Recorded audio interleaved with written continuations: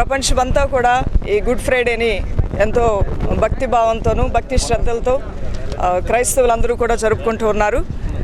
ఈ శుభ శుక్రవార దినమున దివ్యమైన ప్రేమను తెలియజేయడానికి మేమెంతో సంతోషిస్తూ ఉన్నాం.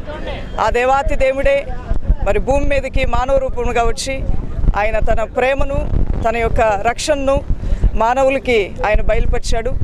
మన యొక్క అతిక్రమ క్రియలను మన పాపములను మన దోషములతో మనం హృదయాల్లో నలిగిపోతున్నటువంటి మరి మానవ జీవితాలని వెలుగులోనికి శాంతి సమాధానంలోనికి ప్రేమలోనికి నడిపించాలని పాపరహితుడైనటువంటి పాపం లేనటువంటి ఆ దివ్యమైనటువంటి ఆ దేవాతి దేవుడు సిలువ పైన తన రక్తమును చిందించి ఆయన మానవులకు అవసరమైనటువంటి సమాధానమును నెమ్మదిని నిత్య జీవాన్ని అనుగ్రహించాడు.